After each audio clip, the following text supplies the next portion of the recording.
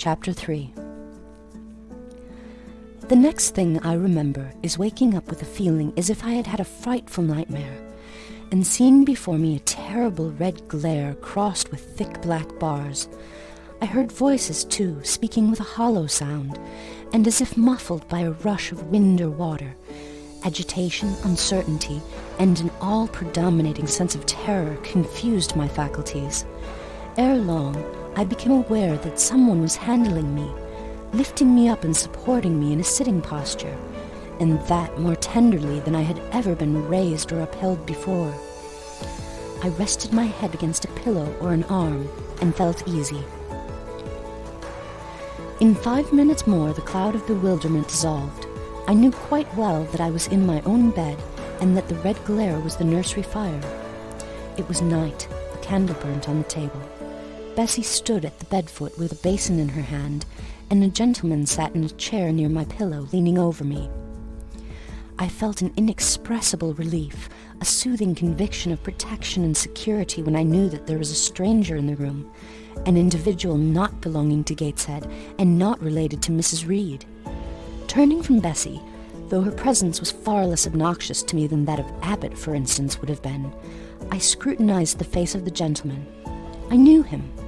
It was Mr. Lloyd, an apothecary, sometimes called in by Mrs. Reed when the servants were ailing.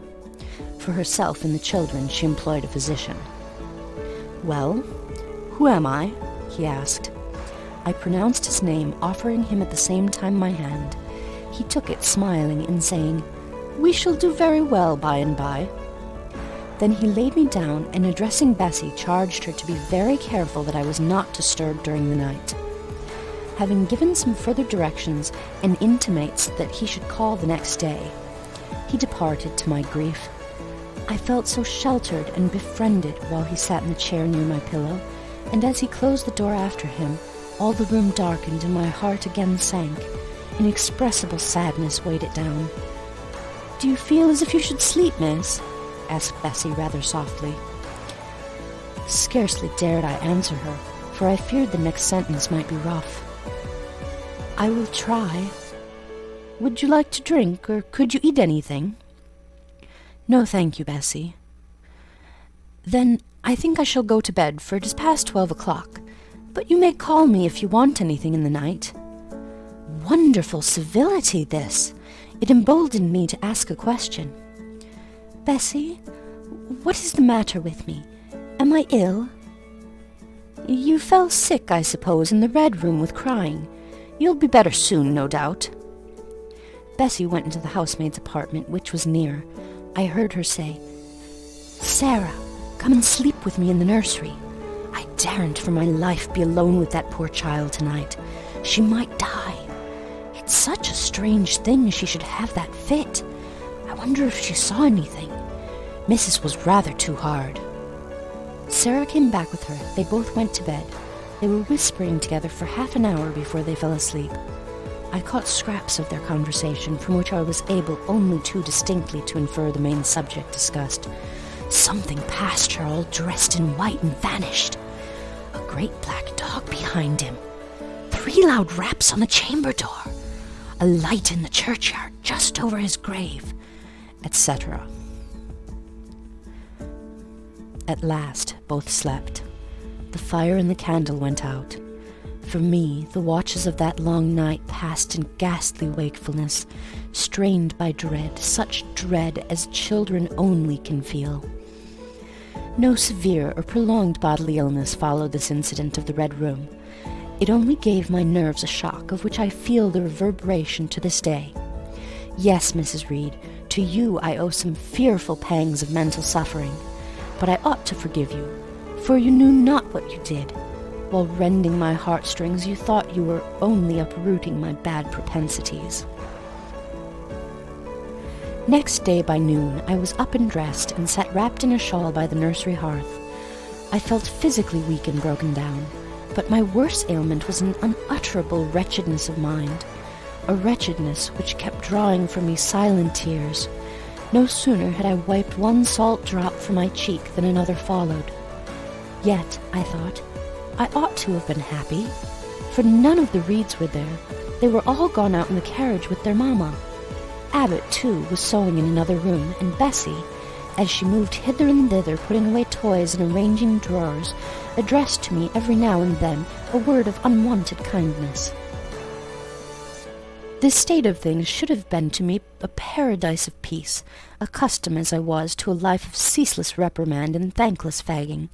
But in fact, my racked nerves were now in such a state that no calm could soothe, and no pleasure excite them agreeably.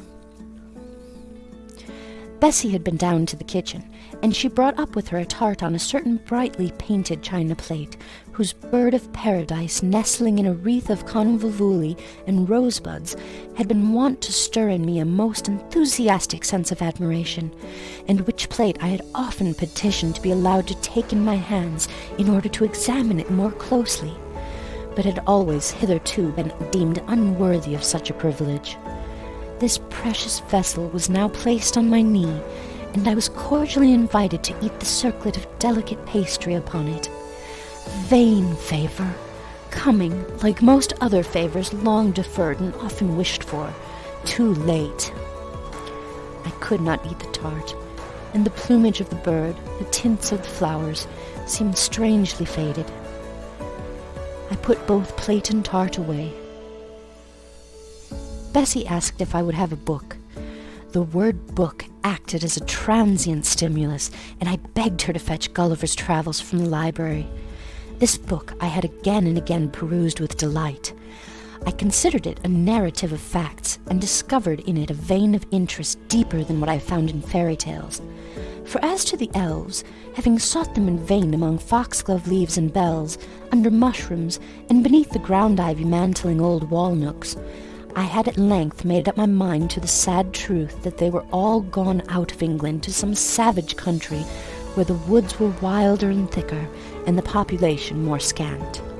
Whereas Lilliput and Brobdingnag being, in my creed, solid parts of the earth's surface, I doubted not that I might one day, by taking a long voyage, see with my own eyes the little fields, houses, and trees, the diminutive people, the tiny cows, sheep, and birds of the one realm, and the cornfields forest high, the mighty mastiffs, the monster cats, the tower-like men and women of the other.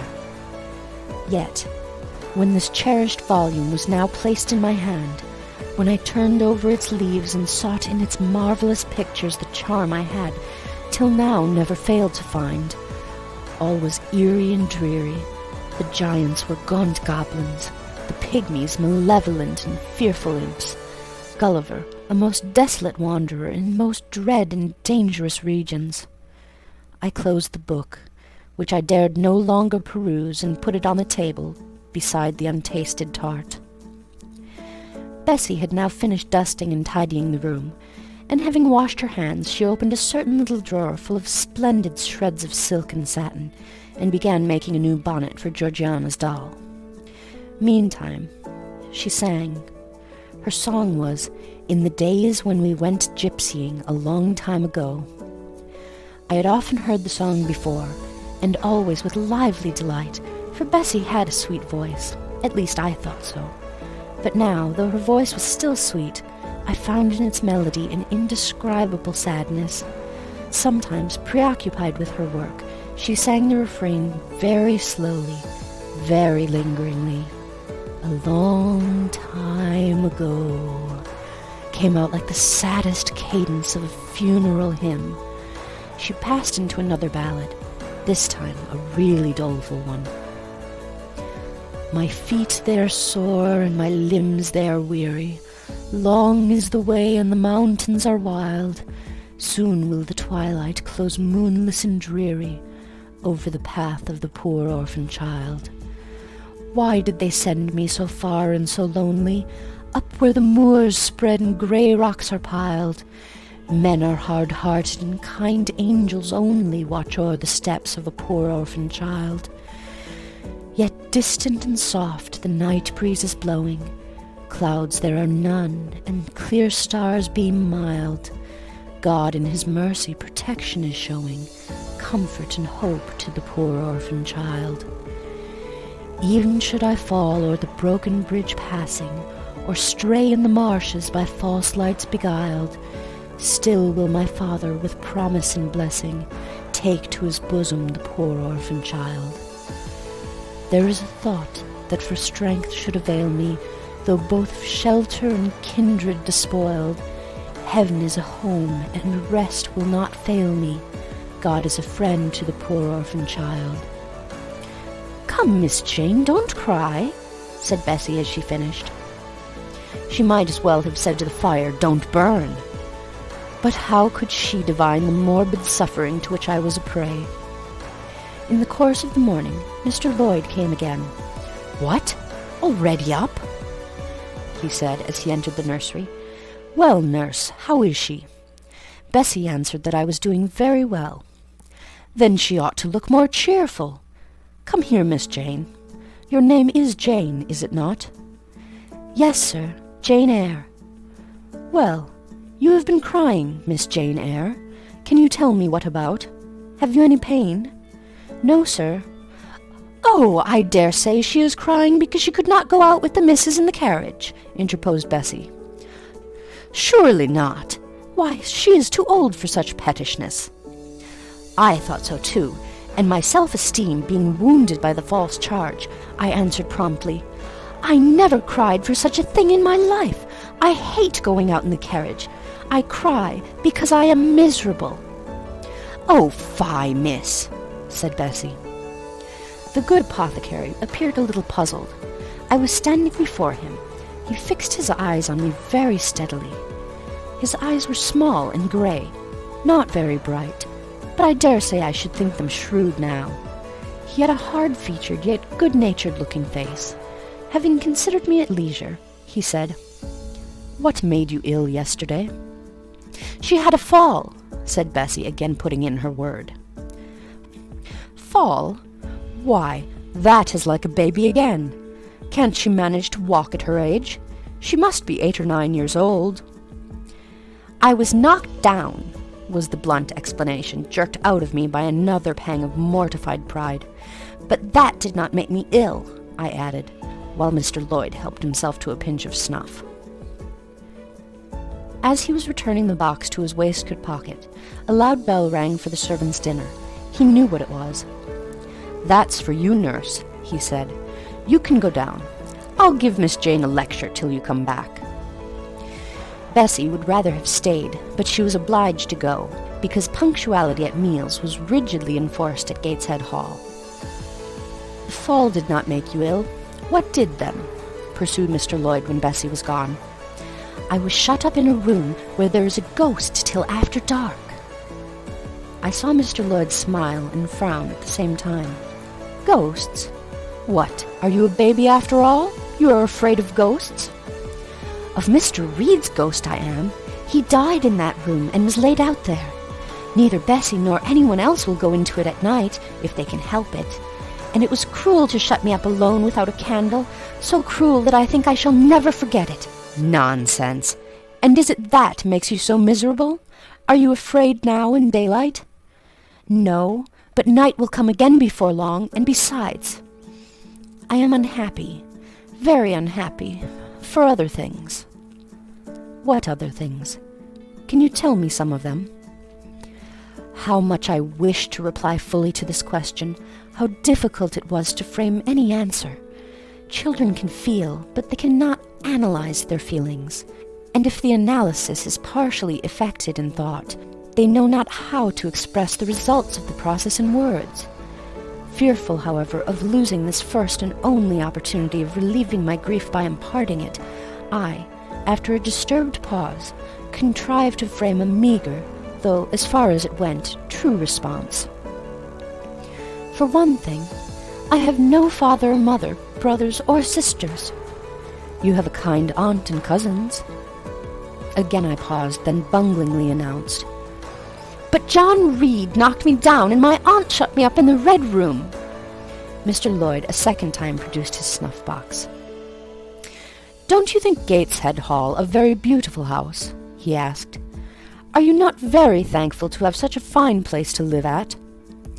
"It is not my house, sir, and Abbot says I have less right to be here than a servant." "Pff, You can't be silly enough to wish to leave such a splendid place. If I had anywhere else to go, I should be glad to leave it, but I can never get away from Gateshead till I am a woman. Perhaps you may. Who knows? Have you any relations besides Mrs. Reed? I think not, sir. None belonging to your father? I don't know. I asked Aunt Reed once, and she said possibly I might have some poor, lowly relations called Eyre, but she knew nothing about them. If you had such, would you like to go to them? I reflected. Poverty looks grim to grown people, still more so to children. They have not much idea of industrious, working, respectable poverty. They think of the word only as connected with ragged clothes, scanty food, fireless grates, rude manners, and debasing vices. Poverty, for me, was synonymous with degradation. No, I should not like to belong to poor people, was my reply. Not even if they were kind to you? I shook my head. I could not see how poor people had the means of being kind. And then to learn to speak like them, to adopt their manners, to be uneducated, to grow up like one of the poor women I saw sometimes nursing their children or washing their clothes at the cottage doors of the village of Gateshead? No, I was not heroic enough to purchase liberty at the price of caste. But are your relatives so very poor? Are they working people? I cannot tell. Aunt Reed says if I have any, they must be a beggarly set. I should not like to go a-begging. Would you like to go to school? Again I reflected. I scarcely knew what school was. Bessie sometimes spoke of it as a place where young ladies sat in the stocks, wore backboards, and were expected to be exceedingly genteel and precise. John Reed hated his school and abused his master, but John Reed's tastes were no rule for mine. And if Bessie's accounts of school discipline, gathered from the young ladies of a family where she had lived before coming to Gateshead, were somewhat appalling, her details of certain accomplishments attained by these same young ladies were, I thought, equally attractive. She boasted of the beautiful paintings of landscapes and flowers by them executed, of songs they could sing and pieces they could play, of purses they could net, of French books they could translate, till my spirit was moved to emulation as I listened. Besides, school would be a complete change. It implied a long journey, an entire separation from Gateshead, an entrance into a new life. I should indeed like to go to school, was the audible conclusion of my musings. Well, well, who knows what may happen, said Mr. Lloyd as he got up. The child ought to have a change of air and scene, he added, speaking to himself. Nerves not in a good state. Bessie now returned. At the same moment the carriage was heard rolling up the gravel walk. Is that your mistress, nurse? Asked Mr. Lloyd. I should like to speak to her before I go. Bessie invited him to walk into the breakfast room and led the way out. In the interview which followed between him and Mrs. Reed, I presume, from after occurrences, that the apothecary ventured to recommend my being sent to school, and the recommendation was no doubt readily enough adopted, for as Abbot said in discussing the subject with Bessie when both sat sewing in the nursery one night after I was in bed, and, as they thought, asleep, Mrs. was, she dared say, glad enough to get rid of such a tiresome, ill-conditioned child, who always looked as if she were watching everybody, and scheming plots underhand. Abbot, I think, gave me credit for being a sort of infantine Guy Fawkes. On that same occasion I learned for the first time from Miss Abbot's communications to Bessie that my father had been a poor clergyman, that my mother had married him against the wishes of her friends who considered the match beneath her, that my grandfather Reed was so irritated at her disobedience he cut her off without a shilling, that after my mother and father had been married a year, the latter caught the typhus fever while visiting among the poor of a large manufacturing town where his curacy was situated, and where that disease was then prevalent, that my mother took the infection from him, and both died within a month of each other. Bessie, when she heard this narrative, sighed and said, "Poor Miss Jane is to be pitied too, Abbot." "Yes," responded Abbot, "if she were a nice, pretty child, one might compassionate her forlornness, but one really cannot care for such a little toad as that." "Not a great deal, to be sure," agreed Bessie. "At any rate, a beauty like Miss Georgiana would be more moving in the same condition." "Yes, I dote on Miss Georgiana," cried the fervent Abbot. "Little darling, with her long curls and her blue eyes, and such a sweet colour as she has, just as if she were painted. Bessie, I could fancy a Welsh rabbit for supper." "So could I, with a roast onion. Come, we'll go down." They went.